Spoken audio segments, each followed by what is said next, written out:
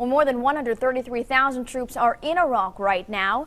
A year ago, a Penfield man started a nonprofit organization to help narrow the gap between those troops and their loved ones here in the U.S. The foundation, called See Your Troops, provides free video phones and even pays the bill. Emily Smith joins us now with an update on that foundation. That's right. Well, it's taken almost about a year to do this, but there are actually phones now set up in places like Baghdad and Afghanistan. In fact, there are 15 video phones in cafes in Baghdad now being used by American fighters. But there's just one problem. The nonprofit organization still needs to get the okay from armories and other centers right here in Rochester and all over New York State to help these local families make the connection. So far, most of Pennsylvania and Hawaii are the ones on board. It's a telephone system right out of the Jetsons. I'm actually running this off of my computer. The phone, connected to the internet, dials just like a regular phone. And the sound and picture is clear with almost no delay. As far as my knowledge goes, is that correct? Yeah, that's correct, Jim. We're actually talking to Master Sergeant Warren Harris from his base in Hawaii.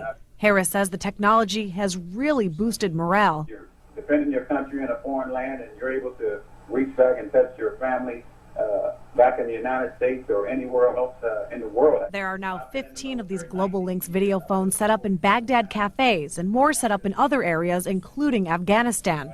Hopper says it's taken almost a year to do, partly because of the military's fear of too much information coming from the front lines. They're on like private cafes. They have a lot of internet cafes over in Iraq, for example, now that are set up for the soldiers. Thanks to the concept, designed partly by Hopper and the Henrietta telecommunications company 5Links, these $250 phones are donated to Armory, Guard, and Reserve centers, and the phone bill is even taken care of.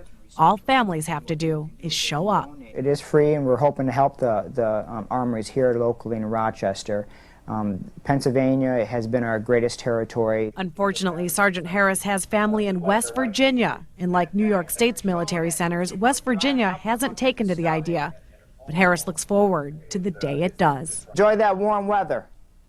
All right. Bye-bye. Bye-bye. And I spoke with the 98th Division's Major James Lincoln tonight. That division is headquartered here in Rochester.